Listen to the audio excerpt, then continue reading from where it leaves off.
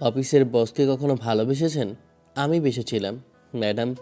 যদি এত sweet, cute আর আগুন সুন্দরী সিনিয়র আর সবসময় আশেপাশে ঘুরঘুর করে, তাহলে প্রেমে পড়তে যে কেউ বাধ্য হবে। আমার অফিসের ম্যাডামকে প্রথম দেখাতেই যে কেউ প্রেমে পড়তে বাধ্য হবে। আমিও পড়েছিলাম। অফিসে যখন ফার্স্ট এসেছিলাম তখন তো বুঝতে পারিনি যে এমডি হিসেবে বসাবে। তারপর মেয়েটা যখন এমডি হিসেবে দায়িত্ব নিল, তখন থেকে কেমন যেন একটা আকর্ষণ কাজ করতো ওনার প্রতি। তাছাড়া এত কিউট একটা মেয়ের প্রেমে পড়াটা আজকাল আর হামেশাই দেখা যাচ্ছে। তেমনিভাবে আমার সাথে ওরকম কিছুই হলো। ম্যাডামের সাথে কথা বলতে বলতে তার কাজে কর্মে, তার হেসে বলা কথাগুলো থেকে মুগ্ধ হয়ে তাকিয়ে থাকতাম। কাছে আসার চেষ্টা করলে ম্যাডামও বাধা দিলেন না। আশেপাশে ঘুরঘুর করতে করতে অনুভূতির সৃষ্টি হয়, আর তারপর থেকে ভালোবাসায় আবদ্ধ হয়ে গেলাম। কখনো না বলা হয়েছে, আর না কখনো বলতে পেরেছি। কোনোদিন প্রকাশ করতে পারবো কি না জানি না। আমার পরিস্থিতির অবস্থান আর আমি মধ্যবিত্ত বলে আমার দ্বারা সম্ভব নয় ওনাকে ভালোবাসার মতো অপরাধ করাটা। ম্যাডাম যত বড় লোক পরিবারের একজন মেয়ে, তাতে ওনাকে ভালোবাসলেও সেটা প্রকাশ করা আমার পক্ষে সম্ভব না। আমি জানি ম্যাডাম কখনো আমাকে পছন্দ করা তো দূরে থাক, এটা নিয়ে ভাববেও না। উনি খুব ভালো করেই জানেন যে আমি ওনার অফিসের একজন কলিগ মাত্র, না একই লেভেলের আর না বিজনেস পার্টনার যে আমাকে ভালোবাসতে বাধ্য হবে। আমি জানি উনি কখনো এসব জানতে পারলে আমাকে অফিস থেকে ধাক্কা দিয়ে বের করে দেবে। তাই তো বলার সাহস কিংবা প্রকাশ করার মতো দুঃসাহস হয়নি। না বলা ভালোবাসাটাকে হয়তো নিজের মধ্যে কভার দিতে হবে, নিজের মাঝখানে। এরকমটাই করতে পারি। ভালোবাসলে সেটা নিজের মধ্যে লুকিয়ে রাখা ছাড়া আমাদের কোনো উপায় থাকে না। বসে বসে এক মনে ভাবছিলাম কথাগুলো। আমার অফিসের কলিগ, অর্থাৎ আমার পাশের ডেস্কে যে ছেলেটা বসে, সে এসে আমার কাঁধের উপর হাত রাখলো। কে তো ভাবছো বলো তো? কবে থেকে দেখছি তুমি কি যেন একটা ভাবতেই থাকো। কোনো সমস্যা হয়েছে নাকি? না ভাই, হয়নি। এমনিতেই কিছু একটা বেড়ানোর চেষ্টা করছি। কি হয়েছে সেটা তো বলবে, না হলে এই সমাধানটা খুঁজবো কি করে? আমাকে বলুন, আমি চেষ্টা করব সমাধান দেওয়ার। সমস্যাই নেই, তাহলে কিসের সমাধান দেবেন? আমি তো সেইটাই খুঁজে পাচ্ছি না। কোনো কিছু হয়নি ভাই। আমি খুব ভালো করে জানি তুমি ম্যাডামকে নিয়ে ভাবছো, তাই তো? তুমি ম্যাডামকে পছন্দ করো আর তাকে ভালোবাসো, সেটা আমার খুব ভালো করেই জানা আছে। তাই আমার থেকে কিছু লুকানোর চেষ্টা করে লাভ নেই ভাই। ফ্রেন্ড কিংবা অফিসের কলিগ হিসেবে আমি খোঁজখবর রেখেছি। কি বলতে পারেন, আমি সমস্যার সমাধান বের করিয়েও দিতে পারি। একবার বলেই তো দেখো। ঈশান অবাক চোখে কলিগ বেহিতির দিকে তাকিয়ে রইল। ছেলেটা বেশ ভালো, আর ও ঠিক ঈশানের মতো একই পরিবার থেকে আসা। ওরা জানে না বস ওদের কেন সিলেক্ট করেছিল, কারণ ওদের কোনো সিকিউরিটি দেওয়ার টাকা ছিল না।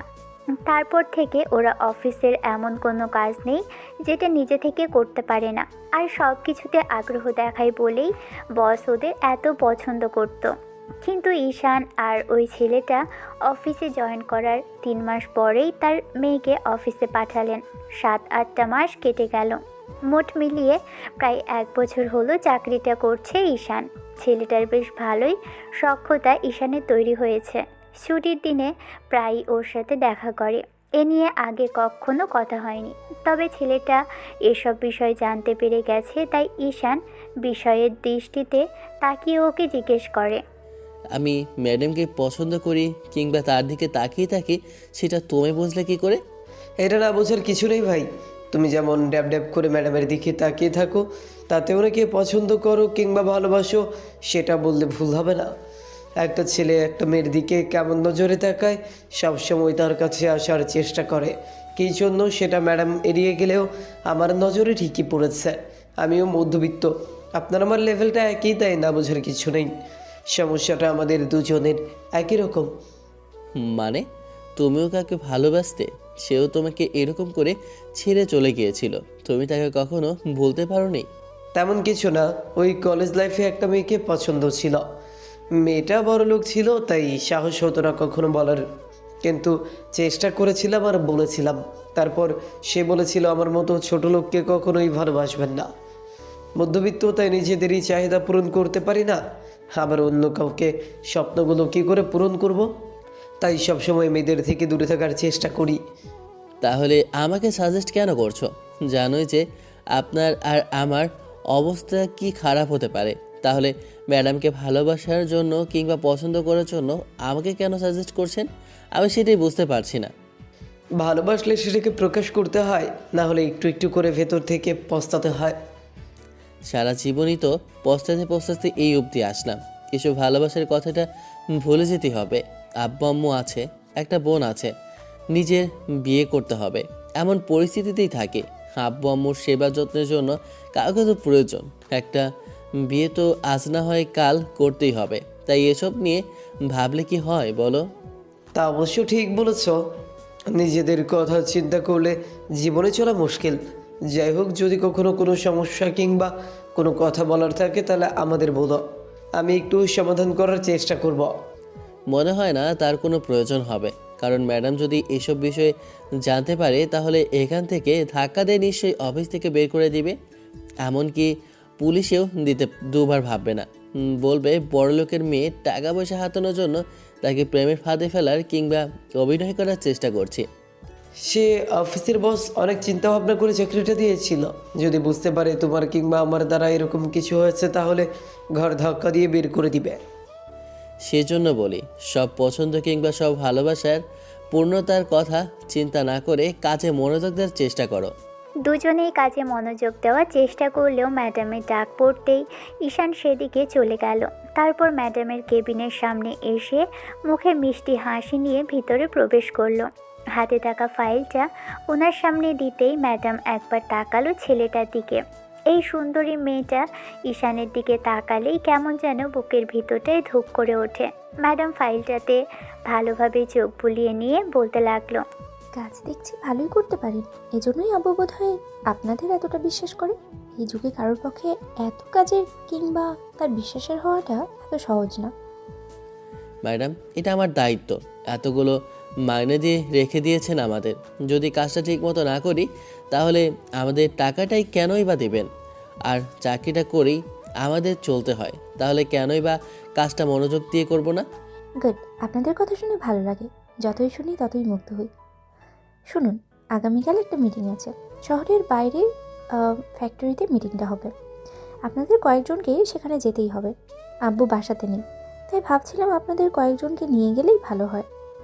ম্যানেজার সাহেব আছেন, মেহেদি সাহেব, আপনি আর কয়েকজনকে নিয়ে নিন, ঠিক আছে? যারা কাজ ভালো করতে জানেন তেমন কাউকে নিয়ে নিলেই হবে। ঠিক আছে ম্যাডাম। ঈশান ম্যাডামের দিকে একবারও চোখ তুলে তাকায়নি, কারণ ওই চোখে চোখ পড়লে ডুবে যাওয়ার আশঙ্কা কিংবা হারিয়ে যাওয়ার ভয়টা সবসময় কাজ করে। তাই মাথা নিচু করে কথাগুলো বলে বেরিয়ে আসতে গেলে তখন ম্যাডাম কি মনে করে যেন আবার পিছন থেকে ডেকে বলল। ঈশান সাহেব শুনুন। ম্যাডামের বন্ধুরা ওনার দিকে একবার তাকিয়ে চোখ ফিরিয়ে নেয়। এবার ম্যাডাম কিছু একটা ভেবে জিজ্ঞেস করে ফেলল, কি হয়েছে বলো তো? এভাবে চুপচাপ করে থাকেন। আজকাল দেখছি তেমন আমার সাথে কথাও বলেন না। আগে তো এটা করব কি না ওটা করব কি না জিজ্ঞেস করতেন আর আশেপাশে ঘুরঘুর করতেন। এখন কয়েকদিন থেকে দেখছি চুপ করে আছেন। না মানে ম্যাডাম, এমনিতেই। কি হয়েছে? পারিবারিক সমস্যা নাকি গার্লফ্রেন্ডের সাথে কোনো ঝামেলা হয়েছে? বিয়ে হয়ে যাচ্ছে তার, বলুন আমাকে, আমি হেল্প করার চেষ্টা করব। নিজেকে নিয়ে ভাবারই সময় নেই, সেখানে আবার গার্লফ্রেন্ডের কথা বলছেন? ম্যাডাম, আমাদের এগুলো নিয়ে ভাবলে চলে না। খুশি ম্যাডাম কী ভাবলো কে জানে। ছেলেটার পা থেকে মাথা অবধি একবার ভালো করে দেখে নিয়ে বলতে লাগলো, না হওয়ার তো কোনো কারণ নেই। এত কিউট আর হ্যান্ডসাম একটা ছেলের গার্লফ্রেন্ড থাকবে না, এটা কি মেনে নেওয়া যায়? আমাকে কেন সবাই কেউ জিজ্ঞেস মানে সবাইকেই যে জিজ্ঞেস করে দেখুন, দর্শকদেরও জিজ্ঞেস করে দেখুন, কেউ বিশ্বাস করবে কি না যে আপনার গার্লফ্রেন্ড আছে কিংবা নেই। মানুষের বিশ্বাস করাতে আমাদের আর কি আসে চাই বলুন ম্যাডাম? হাজারজন হাজার কথা বলবে, অপমান করবে, ছোট করবে, এইটা তাদের ব্যক্তিগত স্বভাব, এটা পৃথিবীর নিয়ম। কিন্তু তাই বলে যে এত সহজে হেরে গেলে কিংবা চুপ করে থাকলেই সব সমস্যার সমাধান হয়ে যাবে তেমনটা নয়। তাই মানুষকে নিয়ে ভাবি না, কে কী বলল সেটা তাদের নিজের ব্যক্তিগত মন্তব্য। বেশ গুছিয়ে কথা বলতে পারেন। যে কোনো মেয়ের প্রথম দেখাতেই ইমপ্রেস করতে বাধ্য হবে। সাধারণ বিষয় এগুলো ম্যাডাম, এতে ইমপ্রেস করার কিছুই নেই, সেটাই বললাম। আর যদি ইমপ্রেস করারই থাকতো তাহলে অনেক আগেই অনেকের ওপর চেষ্টা করতে পারতাম। ম্যাডাম কি বুঝলো কে জানে। ম্যাডামের এরকম ধাঁধা বিহেভিয়ারে ঈশান মাঝে মধ্যেই অবাক হয়, ভাবে ম্যাডাম আজকাল ওকে নিয়ে এত কেন কৌতূহলী। এবার ঈশান এসে অফিসের একজন কলিগ আর মেহেদিকে জানিয়ে দিল কালকে দিনটা অফিসের বাইরে সময় দিতে হবে। সবাই বেশি খুশি হলো, অনেক দিন পর একটা মিটিং রাখা হয়েছে। আসলে এরকম কোনো মিটিং রাখা হলে পরবর্তীতে মিটিং শেষে বাইরে থেকে খাওয়া দাওয়া করে আবার ঘোরাফেরা করে সবার বাসাতে ফেরা হয়। সারাদিনে কোনো কাজ করতে হয় না, তাই সবাই ভাবলো যে এত কাজকর্মের ভিড়ে কিনা একটু স্বস্তির নিঃশ্বাস ফেলা যাবে। পরদিন যথারীতি সবাই অফিসে চলে আসে। সবাই নিজেদের গুছিয়ে নিয়েছে, কারণ বিদেশি বায়ারদের সাথে মিটিংটা হবে বলে কথা। একটু উল্টাপাল্টা হলেই ম্যাডাম একদম খুন করে ফেলবে। কাজের ক্ষেত্রে উনি কোনো ছাড় দেন না, সবসময় সিরিয়াস। ঈশানও ওনার সাথে এসব বিষয় নিয়ে তেমন কোনো ঝামেলায় জড়াতে চায় না। শেষে প্রেম ভালোবাসার কথা বলে চাকরিটা হারালে এ বাজারে চাকরি পাওয়া চারটেখানি কথা নয়। তাই ঈশান চায় না চাকরিটা চলে যাক। অফিসের সামনেই সবাই দাঁড়িয়ে আছে। এরই মাঝে খেয়াল করলো ম্যাডাম বেরোচ্ছে ম্যানেজার সাহেবের সাথে। ঈশান একবার ম্যাডামের দিকে তাকাতেই যেন চোখ জোড়া আটকে গেল। ম্যাডাম আজকে সুন্দর করে শাড়ি পরেছে, মাথায় হিজাব করেছে, যার জন্য মেয়েটাকে আজকে অসম্ভব রকমের সুন্দর লাগছে। রাতের ঘুম আসতে হয়তো আজকে ঈশানের হারাম করে দিবে। কথাগুলো ভেবেই শুকনো একটা ঢোক গিলে এবার মেহেদি ওকে একটা গোতা মেরে বলতে লাগলো, নিজের হবু বউকে এমন করে দেখতে হয় না, জানো না? নজর লেগে যেতে পারে। নিজেকে একটু সামলাও। যখন বিয়ে করে নিবে, ভালোবাসবে, তখন না হয় এইভাবে দেখবে। এমন করে দেখলে মানুষ সন্দেহ করবে। ছেলেটার এমন দ্বারা কথাতে ঈশান কিছুটা হকচকিয়ে ওঠে। এবার ঈশান ওর দিকে একটু ভ্রুকুচকে তাকাতেই ছেলেটা একটা ডেভিল হাসি দিয়ে বলতে লাগলো, ভয় নেই, এরকম কিছু হবে না। আজকাল মেয়েরা অ্যাডভান্স। তুমি সত্যিকারের ভালোবাসো ম্যাডামকে, উনি সেটা জানে না, বুঝতে পারে না। সেই জন্যই তোমাকে বুঝতে পারছে না। তুমি তার অফিসের একজন অসম্ভব রকমের কিউট কলিগ হওয়ার পরেও কিনা তার থেকে দূরে থাকবে, তাকে ভালোবাসতে পারবে না। প্রেম না হোক, বিয়েটা ঠিক হবে। বস তার একমাত্র মেয়েকে তোমার হাতে তুলে দিবে, জোর করবে বিয়ে করার জন্য ম্যাডামকে। আমার কথাটা যদি বিশ্বাস না হয়, মিলিয়ে নিও। তুমিও না গল্প সিনেমার নাটকের মতো কী সব আজে বাজে কথা বলছো। এসব না হবে আর না কখনো হয়েছে। এসব গল্প কিংবা সিনেমায় ছিল, তাই হয়তো তোমার মনে হয়েছে এরকম কিছু হবে। এরকম কিছু হওয়া সম্ভব নয়। আর যদি হয় তাহলে আমি বলবো যে স্বর্গে কিংবা স্বপ্নে দেখছি, কারণ আমি কখনো দেখিনি যে অফিসের বস তার কলিগকে বিয়ে করেছে কিংবা তার সাথে সংসার করছে। বিয়ে হলেও 6 মাসের বেশি টিকবে না, সেটা আমি খুব ভালোভাবেই বুঝতে পারছি। ভাবনা তো কিছুটা আগাতে পেরেছে। যেখানে বারণ করছো, এখন অন্তত এইটুকু চিন্তায় আসতে পেরেছি যে এরকম কিছু হওয়া সম্ভব। আমি আবার কখন বললাম যে এরকম কিছু হওয়ার সম্ভাবনা কিংবা হবে? তুমি কেমন যেন অদ্ভুত অদ্ভুত বুঝতে পারি না। তুমি ঠিক কখন কি বলো? না বোঝার কি আছে? যেটা সত্যি সেটাই তো বললাম। কাল যখন ম্যাডামের বাবা নিজে থেকে আসবে তোমার সাথে ম্যাডামের বিয়ের প্রস্তাব নিয়ে, তখন তুমি ঠিক কতটুকু শক খাবে। ভাই আর গুলগল্প দেওয়ার দরকার নেই, এবার অন্তত থামো। বুঝতে পেরেছি যে তুমি আমাকে খুশি করার জন্য এসব কথা বলছো। সেটাই যদি হতো তাহলে মজা করে বলতে পারতাম। আমার মুখের কথাগুলো কি তোমার কাছে মজা মনে হচ্ছে? তাহলে সবটা এড়িয়ে যাওয়ার চেষ্টা করে লাভ কি? একবার ম্যাডামের দিকে দেখো, আজকে কত সুন্দর লাগছে তোমার হবু বউকে। বিরক্তি নিয়ে ঈশান আবারও ম্যাডামের দিকে ফিরতে দেখলো ম্যাডাম ওদের দিকে কেমন করে যেন তাকিয়ে আছে। এবার ম্যাডামের জোরে সোরেই বলতে লাগলো, সময় সুযোগ পেলেই শুধু গুজুর গুজুর ফুসুর ফুসুর করতে শুরু করেন। কিসের এত কথা শুনি? একটু শান্ত হয়ে থাকা যায় না? শুনুন, এখানে যা কথা বলার কথা বলে নিন। মিটিং রুমে গিয়ে কিন্তু একটা বাজে কথা কিংবা আউটসাইডের কোনো কথা আমি শুনতে চাই না। দিন শেষে জানতে চাই ডিলটা আমরা কনফার্ম করেছি। তারপর যদি সবটা ঠিক থাকে, না হলে আপনাদের খবর আছে। আর যদি সব কিছু ঠিকঠাক করতে পারেন তাহলে আপনাদের ট্যুরে যাওয়ার একটা ব্যবস্থা করে দেবো। ট্যুরের কথা শুনে সবাই খুশি হলো। ঈশান বেশ খানিকটা অবাক হলো যে অফিস থেকে কিনা আজকাল এরকম ঘটনা ঘটছে। ম্যাডাম সবাইকে যেতে বলতেই সবাই গাড়ি উঠে গিয়ে বসলো। তখন ঈশান মেহেদির পাশে বসলো। ম্যাডাম আর ড্রাইভার অন্য গাড়িতে গেছে। ঈশানের মনটা খারাপ হয়ে গেছে যে একসাথে যাবে আর ম্যাডামের দিকে আর চোখে লুকিয়ে লুকিয়ে দেখবে, কারণ আজকে একদম মেয়েটাকে পরীর মতো লাগছে। আল্লাহ তৈরি মানুষ ঠিক কতটা সুন্দর হতে পারে কিংবা সযত্ন করে তিনি তৈরি করতে পারেন, এই মেয়েটা হয়তো তারই উদাহরণ। কথাগুলো ভাবছে ঈশান। তখন মেহেদি আবার ওকে একটা গুঁতা মেরে বলতে লাগলো, ম্যাডাম যে ম্যানেজারের সাথে এত কি কথা বলে জানি না, তবে ম্যানেজার নিশ্চয়ই ম্যাডামকে পাঠানোর পায়তারায় আছে। তুমি ম্যাডামকে প্রপোজ করে দাও, না হলে অনেক বড় ঝামেলা হয়ে যাবে। ম্যাডামকে তোমার হারাতেও হতে পারে। ম্যানেজারের মোটামুটি অ্যাবিলিটি আছে ম্যাডামের কাছে যাওয়ার, আমার তা নেই।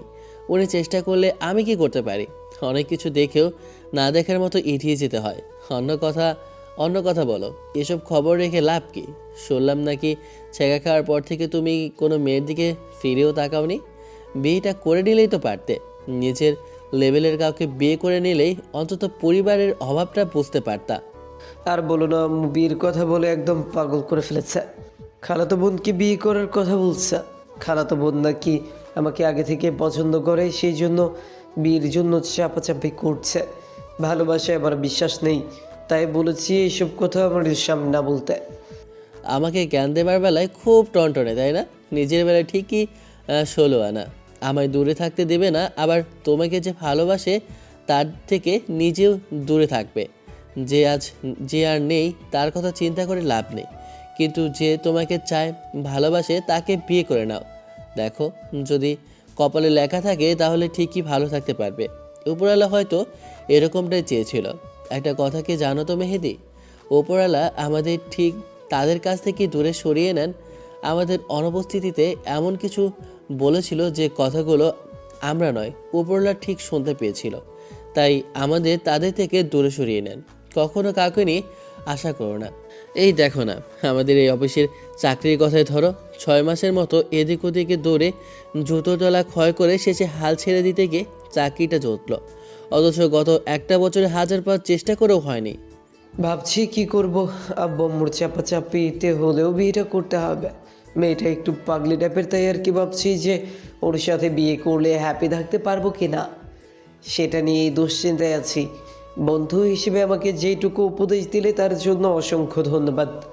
তুমি যেমন সবসময় আমাকে সঠিক সিদ্ধান্ত নিতে সাহায্য করো, তাই আমিও তোমাকে উপায় বলে দিলাম। আমাদের সবসময় সবটা ভেবেই চলতে হয়। আমার সিদ্ধান্ত থাকবে মেয়েটার সাথে একটু কথা বলে নিয়ে তারপর বিয়েটা করে নিন। ঠিক আছে, আমি চেষ্টা করব সবটা মেনে নেওয়ার আর মেয়েটার সাথে মানিয়ে নেওয়ার। কথা বলতে বলতেই ওরা শহরের একদম শেষ প্রান্তে পৌঁছে গেল।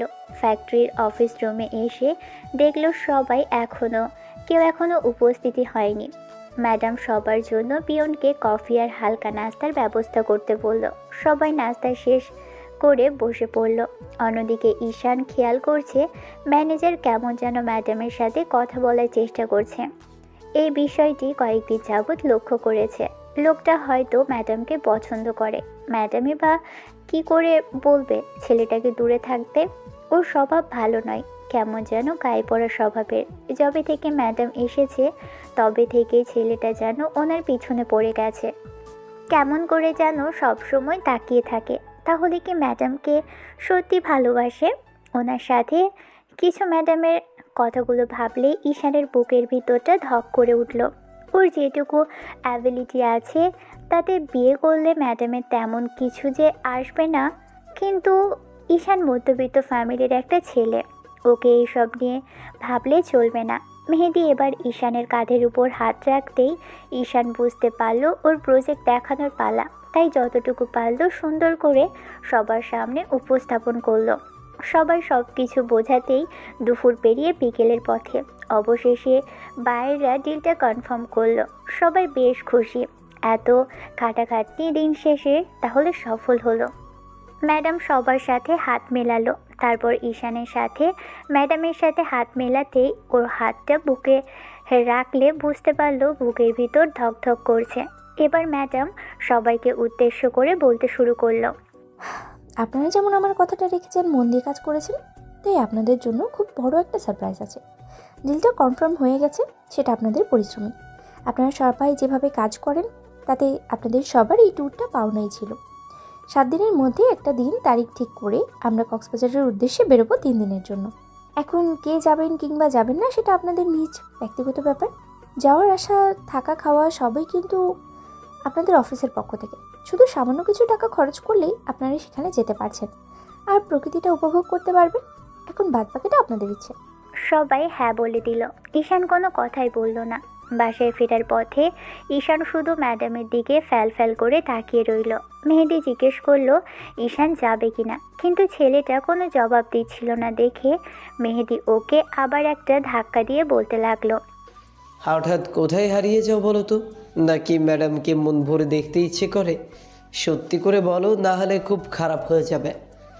আমাকে বারবার বারণ করে এখন নিজেই কিনা প্রেমে হাবুডুবু খাচ্ছে। আরে না, তেমন কিছু না।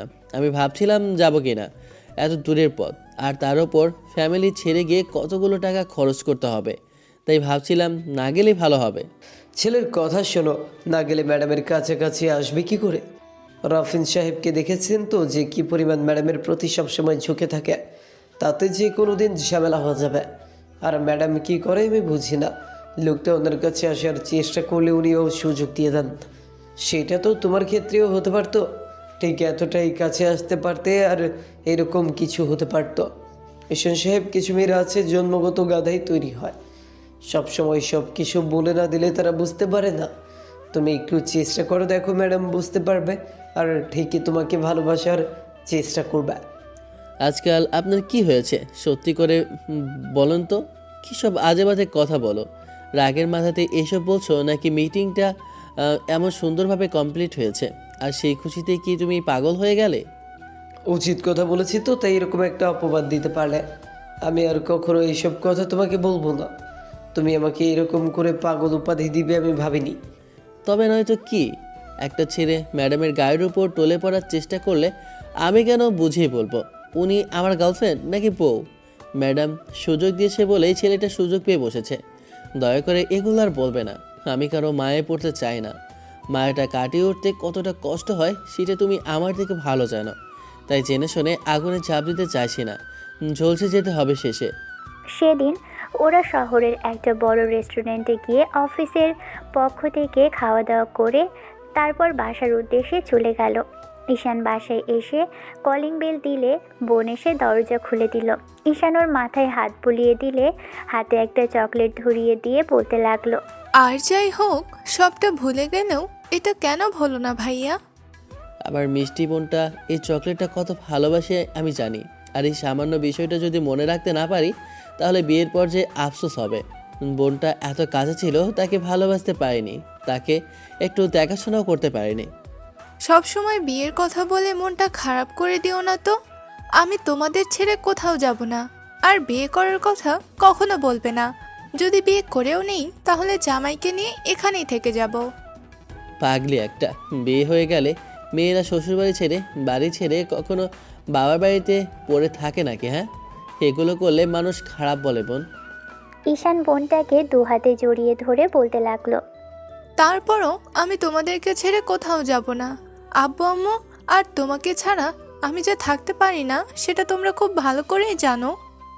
ঈশান ওর মাথায় হাত বুলিয়ে দিয়ে রুমে এসে ফ্রেশ হয়ে নিল। তারপর আব্বু আম্মুর রুমে গিয়ে দেখলো দুজনে কথা বলছে। ঈশান এসে ওদের সামনে বসতেই এবার আম্মু বলতে লাগলো, তুই এসেছিস বাবা? আমরা তোর কথাই বলছিলাম। আসলে তোর বাবা একটা কথা প্রায়ই বলছিল, তাই সেটা নিয়ে কথা বলার জন্য চেষ্টা করে, কিন্তু বলে উঠতে পারে না। ভাবছিলাম যে আজকে তোকে কথাগুলো বলা দরকার। আমাকে তোমরা কিছু বলবে সেজন্য পারমিশন নেওয়া লাগবে?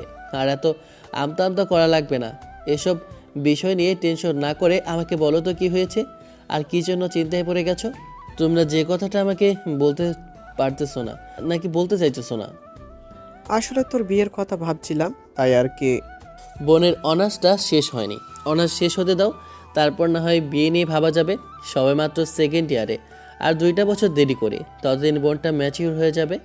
এই সময় বিয়েটা দিয়ে লাভ নেই, একটু ওয়েট করো না। আর এর মাঝে ভালো কোনো ছেলে পেলে না হয় বিয়ের কথাটা পাকাপোক্ত করে রাখা যাবে। খোঁজখবর নেওয়ার একটা ব্যাপার স্যাপার আছে। একমাত্র বোন বলে কথা, এভাবে যার যার হাতে তো তুলে দিতে পারি না। আচ্ছা আম্মু, কখনো জিজ্ঞেস করে দেখেছো তোমার মেয়ের কাউকে পছন্দ আছে কিনা, কারোর সাথে রিলেশনে আছে কিনা? পরবর্তীতে কিন্তু বিয়ে ঠিক হলে আবার এটা নিয়ে ঝামেলা হবে। বিয়ে ঠিক হওয়ার পরে গিয়ে বারণ করে দেয়, তাহলে কিন্তু পুরো পরিবারকে এসব পোহাতে হবে। জোরাজুরি করার মতো এত শক্তি মানসিকতা আমার নেই। নিজের মতো করে সবটা বলে যাচ্ছিস, একটাবার তো বোঝার চেষ্টা করো। তুই যেটা ভাবছিস তেমন কিছু না। আমরা তোর বিয়ের কথাগুলো বলেছিলাম, তোর বয়সটা তো কম হচ্ছে না। বোনের বিয়ে না হয় 5 বছর পর দিলেও চলবে, কিন্তু জব করছিস, ভালো একটা অবস্থানে আছিস, ঘরে বউ আর নাতি নাতনির মুখটা দেখি। আমাদের কি ইচ্ছা করে না ছেলের বউয়ের মুখ দেখব? কিন্তু সাহস হয়ে ওঠে না তোকে বলার। চাকরিটা পেয়েছিস, 1 বছর হয়ে গেল, চাকরি ছিল না দেখে বলতে পারিনি, কিন্তু এখন তো বলার মতো পরিস্থিতি আছে, তাই আর কি না বলে থাকতে পারলাম না। আম্মু, এখন এগুলা বলার কি দরকার আছে? আমি তো ভেবেছি যে বোনের বিয়েটা দেব, তারপর না হয় দেখে শুনে গরিব ঘরের একটা মেয়েকে বিয়ে করে আনবো, যে তোমাদের সম্মান করতে পারবে। টাকা না থাকুক, রূপ না থাকুক, এই ঘরে এসে নিজের করে নিতে পারবে, তাই আর কি। বোনের বিয়ে দেওয়ায় সময় অনেক পাবে। বউ আসলে কি বোনকে বিয়ে দেওয়া যাবে না, নাকি কি বোন পর যাবে? এমন একটা মেয়েকে দেখে শুনে আনবো যে ভালো রাখবে তোমাকে। এগুলো না বলে একটু বিয়ের জন্য প্রস্তুতি নিলেও তো পারো। ঠিক আছে, আমি ভেবে দেখব, কিন্তু এখনই এসব বিষয় নিয়ে চাপাচাপি করো না। মাত্র মেন্টালি নিজেকে প্রস্তুত করছি, সবটা ঠিক করে নেওয়ার চেষ্টা করছি। এর মাঝেই বিয়ে নামক ঝামেলায় পড়ে গেলে তারপর আর কিছুতেই মনোযোগ দিতে পারবো না। আর হ্যাঁ, একটা কথা শোনো, আমি সপ্তাহখানেকের মধ্যে কক্সবাজার দিকে যেতে পারি। আসলে অফিস থেকে আজকে যে মিটিংটা হয়েছে সেটা ভালোই কনফার্ম হওয়ার কারণে অফিস থেকেই যাওয়া আসা থাকা খাওয়ার খরচ সব দিচ্ছে। বলেছিলাম আমি যাব না, কিন্তু কয়েকজন কলিগ এমন করে ধরলো যে না করতে পারলাম না। 3 দিনের ব্যাপার, আমি চলে আসবো ঠিক। আর তোমরা টেনশন করো না, যদি বেশি ঝামেলা হয় তাহলে আমাকে বলো, আমি ক্যান্সেল করে দিই। সে কি কথা, এত সুন্দর একটা সুযোগ, আর তার ওপর সব সময় সব জায়গায় যাওয়া হয় না। কাজের কারণে সব সময় ব্যস্ত থাকো। সুযোগ পেয়েছো 3টা দিনের জন্য, তাহলে না হয় যাও। আব্বু আম্মুর সাথে কথা বলে ঈশান রুমে আসলো, এসে ফ্রেশ হয়ে বসে রইল, তারপর খাওয়া দাওয়া করে ঘুম দিল। এমন করে 1 সপ্তাহ কেটে গেল। 1 সপ্তাহ পরেই অফিস থেকে যাওয়ার ব্যবস্থা করা হয়েছে। ঈশান আর অমত করল না। ঈশান খেয়াল করেছে রাফিল অর্থাৎ ম্যানেজার সাহেব ম্যাডামের গায়ে ঢলে পড়ে কথা বলছে। ম্যাডাম বিষয়টা স্বাভাবিকভাবেই নেয়, সেটা দেখে ঈশান অবাক হয়। এরই মাঝে মেহেদি ঈশানকে একটা গুঁতা মারল। এই ছেলেটার বাজে স্বভাব, গোতাগুতি আর খোঁজাখুঁজি না করলে হয় না। ঈশান রাগি চোখে ছেলেটার দিকে তাকাতেই ছেলেটার ডেভিল একটা হাসি দিয়ে বলতে লাগলো, ঘটনা কি বলো তো, ম্যাডামকে কয়েকদিন যাবৎ দেখছি এই ছেলেটার সাথে একদম উঠে পড়ে লেগেছে। প্রেম ভালোবাসার মধ্যে জড়িয়ে গেল নাকি দুজনের খুব সখ্যতা তৈরি হয়েছে। এমন করে কথা বলে আর ম্যাডাম কিনা একটু বকাঝকা করে, না হলে পরে দেখেন। আমার মনে হয় দুজনের মাঝে কোনো সম্পর্ক আছে, কিংবা পছন্দ করে দুজনকে, তাই এমন করে কথা বলে। দুজনকে পছন্দ করে ভালোবাসে, তাহলে আমাদের সমস্যা কোথায় বলো? মেহেদি বড় বড় চোখে ঈশানের দিকে তাকিয়ে রইল। তখন ঈশান বলতে লাগলো, এমন করে তাকাচ্ছ কেন? আমাকে কখনো দেখোনি নাকি? আশ্চর্য বিষয়, ওনার এরকম করে ঢলাঢলি করছে, এরকম কথা বলার চেষ্টা করছে, গায়ে হাত দিয়ে, তাহলে তাতে কোনো সমস্যা নেই তোমার? তারা কথা বলতে পারলে, তাদের কমফোর্ট ফিল হলে আমার সমস্যা কি? আমি সমস্যা করি লাভ কি? আমি কিছু বললেই তারা শুনবে নাকি? আমি বলে তাদের কাছে ভালো হতে পারবো? এগুলো বাদ দাও, ট্যুরটা অনেক দূরের, তাই আমি একটু ঘুমাচ্ছি।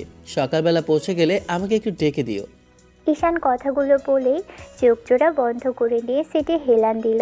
মেহেদি স্পষ্ট বুঝতে পারছে ঈশানের এগুলো ভালো না লাগলেও কিছুই করতে পারছে না। পরদিন সকালে এসে পৌঁছতেই ঈশানের ঘুম ভাঙল। ভোরের দিকে পৌঁছলো।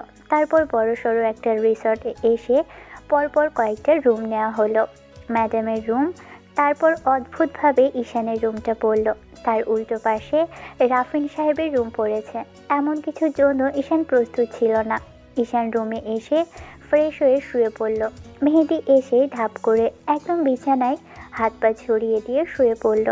ঈশান ফ্রেশ হয়ে আসলো আর এসে দেখলো ছেলেটা ঘুমিয়ে পড়েছে। ঈশান কোনো কথা না বলে শুয়ে পড়ল। দুপুরের দিকে সবার ঘুম ভাঙতেই খাবারের জন্য ম্যাডাম সবাইকে ডেকে নিল। সবাই রিসোর্টের বাহিরে এসে একটা হোটেল থেকে বেশ খাওয়া দাওয়া করে নিল। ঈশান খেয়াল করছে ম্যাডাম আর রাফিন সাহেব সামনাসামনি বসেছে আর কথা বলছে। ম্যাডামের সাথে হিয়ার্কি ছলে ছেলেটাকে বেশি হাসাহাসি করে কথা বলতে দেখা যায়। ঈশান মাথা নিচু করে খেয়ে নিল। তারপর মেহেদির সাথে একটু হাঁটাহাঁটি করলো। রাস্তার ধার ধরে দুজনেই হাঁটছে। হিমেল হাওয়া বইছে। আবহাওয়াটা বেশ মেঘলা। দেখে বোঝা যাচ্ছে যে কোনো সময় বৃষ্টি আরম্ভ করবে।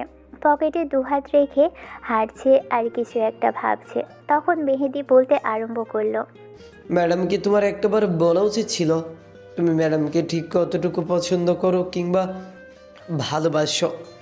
তুমি ভাই দেখতেই পাচ্ছ রাফিন সাহেবের সাথে ম্যাডামের ঠিক কতটুকু সখ্যতা। এরপরেও কি তোমার মনে হয় না যে ওনার সাথে ম্যাডামের কিছু চলছে কিংবা রাফিন সাহেব ওনাকে পছন্দ করে? ছেড়ে দাও না এসব বিষয়। দেখো, এসব বিষয় নিয়ে আমরা কিছু বলতে গেলে আমাদের শেষে বাজে পরিস্থিতির মুখে পড়তে হবে। চাকরিটাও হারাতে হতে পারে। খামোখাই ঝামেলার মধ্যে জড়ানোর কি দরকার?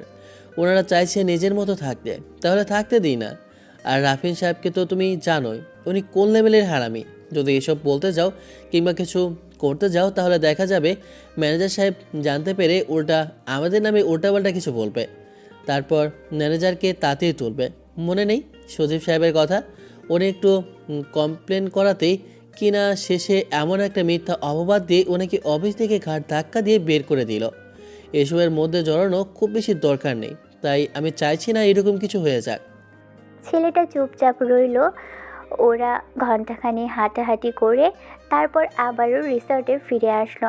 সন্ধ্যায় বিচে হাঁটতে বেরোবে কিনা তা নিয়ে ভাবছে। ম্যাডাম অবশ্য বলেই দিয়েছে সন্ধ্যায় হাঁটতে বেরোবে। বিকেল হতেই সবাই রিসর্টের বাহিরে আসলো। দেখলো ম্যাডাম রাফিন সাহেবের সাথে গিয়ে দাঁড়িয়ে আছে। এই ছেলেটার সমস্যা কি ঈশান সেটাই বুঝতে পারে না। বুকের ভিতর তোলপাড় চলছে। যাকে পছন্দ করে, যাকে ভালোবাসে, তার সাথে অন্য একজন পুরুষের সখ্যতা।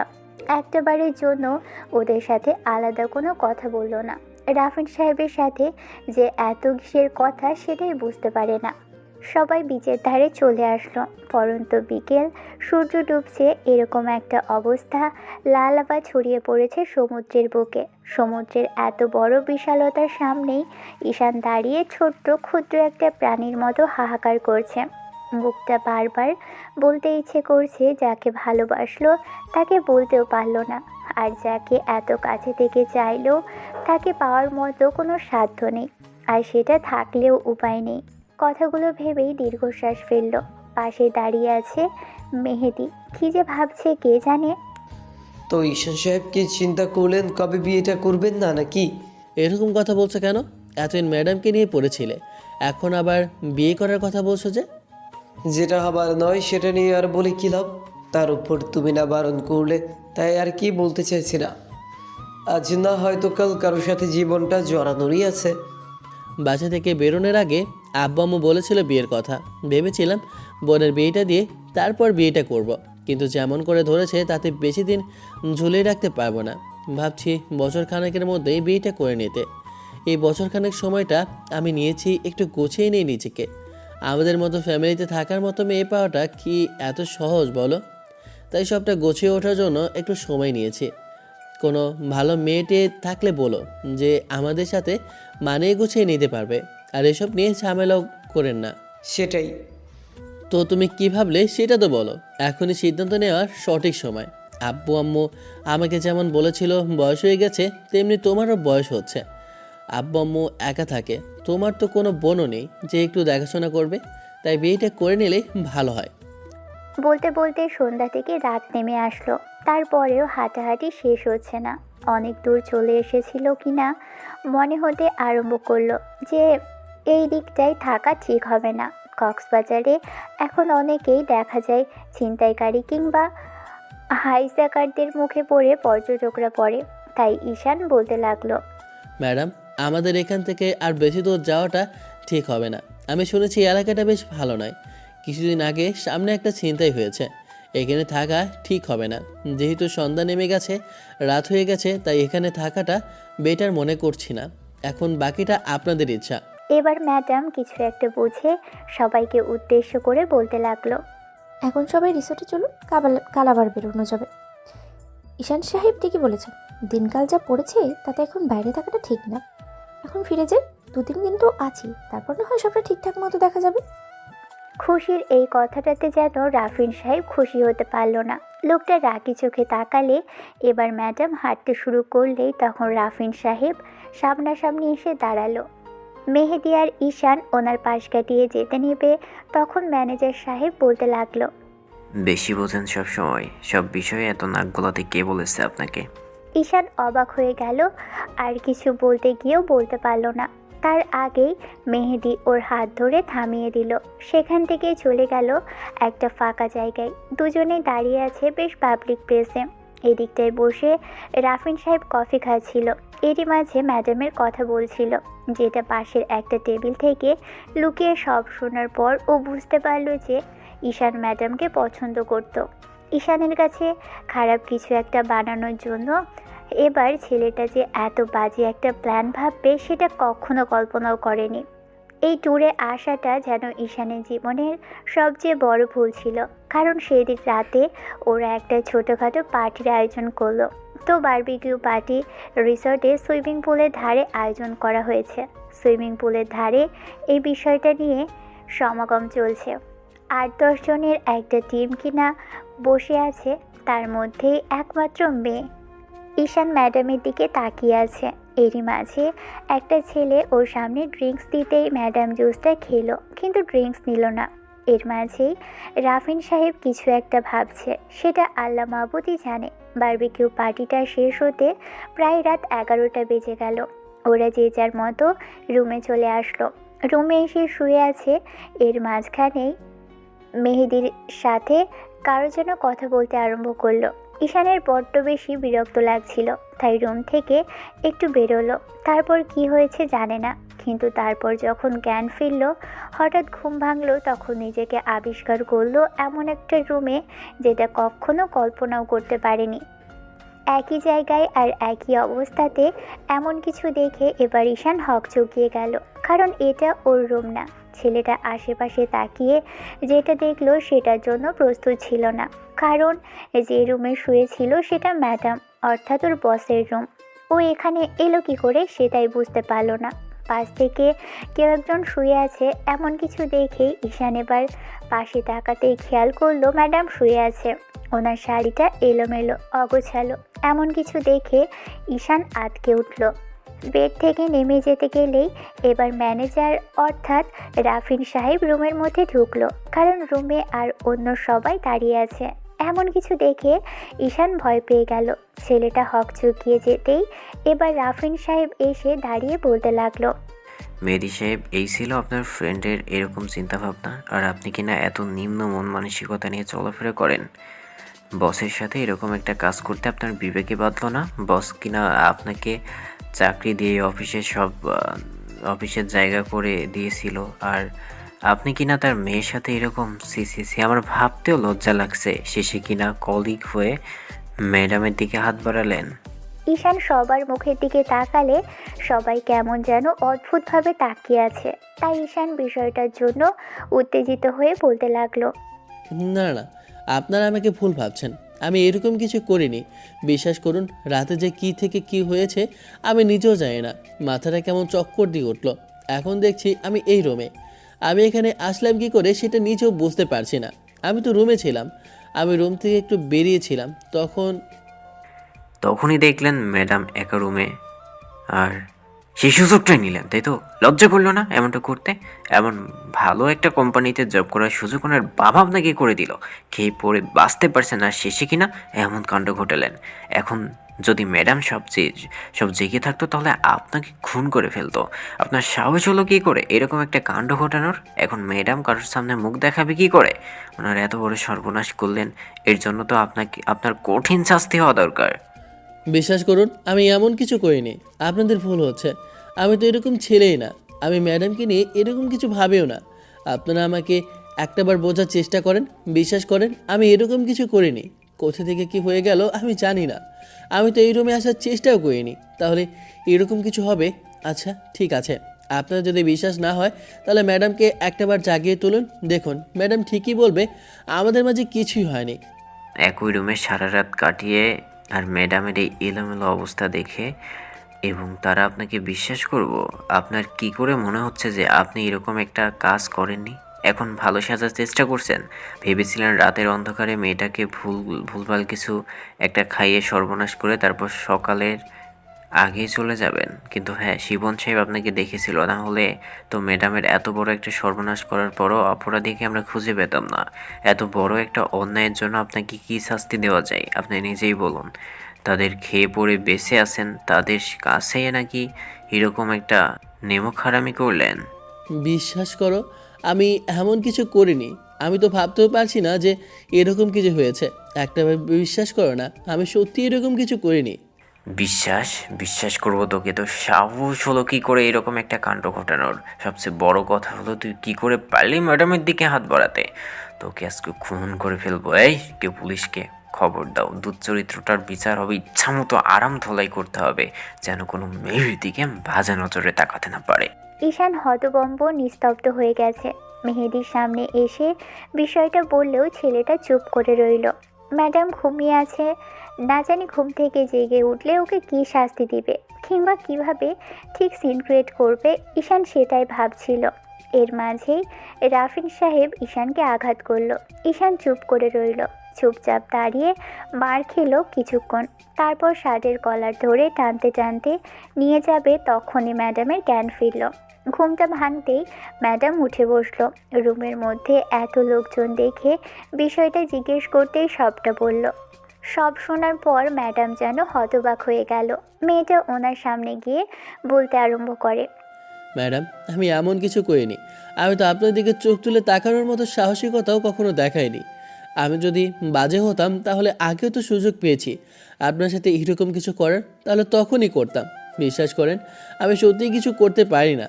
আমি আপনাকে সম্মান করি, সিনিয়র, তাই আপনাকে আমার সম্মানটা আসে। আমি কখনো আপনাকে নিয়ে এসব ভাবিনি। লম্পট ছেলে কোথাকার! আমি ভাবতেও পারিনি যে তুমি এরকম একটা কাজ করবে। এত বড় একটা সুযোগ নিলে আমার।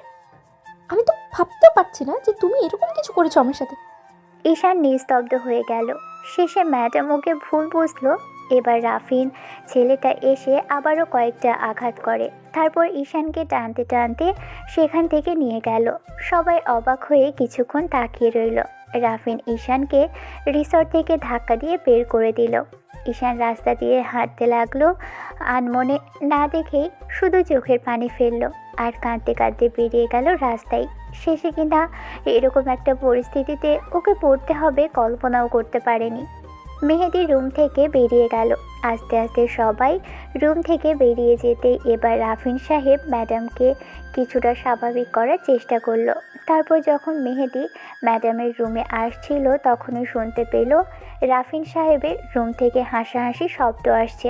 ছেলেটা যা শুনতে পেল তার শোনার পর যেন পায়ের নিচ থেকে মাটি সরে গেল, কারণ রাফিন সাহেবের কথাগুলো এরকম ছিল। বেবি, তোমার দেওয়া প্ল্যানটা কাজ করেছে জানো। তোমাকে যদি গত 2 দিন আগে বিষয়টা না বলতাম তাহলে হয়তো তুমি আমাকে প্ল্যানটাও বলে দিতে না। আমি এভাবে ছেলেটাকে ফাঁসাতে পারতাম না। খুশি লাগছে না? এই গাধা মেয়েটাকে বিয়ে করতে পারলে ওর বাবার সব সম্পত্তি আমাদের, আর সব কিছু হাতিয়েই নিয়ে না হয় বাইরে কোথাও একটা চলে যাব। জান, তুমি বিয়ের জন্য প্রস্তুত হও। খুব শীঘ্রই আমরা এক হব। মেহেদি যেন আকাশ থেকে পড়ল, কিছু বলতেও পারলো না। বিষয়টা ক্যামেরায় ধারণ করে রাখলো। এবার ম্যাডামকে দেখাবে বলে আসতে এর মাঝে রাফিন সাহেব আসলো। কোনো ঝামেলা করতে ওদের 2 দিন থাকার কথা থাকলেও আর থাকলো না। সেদিন রাতেই রওনা দিল। ম্যাডাম বাসায় আসলো, তেনার অফিসে যাননি। কান্নাকাটি আর সব কিছু থেকে ম্যাডামের বাবা অর্থাৎ অফিসের বস জানতে পারলেও রাগী ওনার মাথাটা ফেটে যাচ্ছে।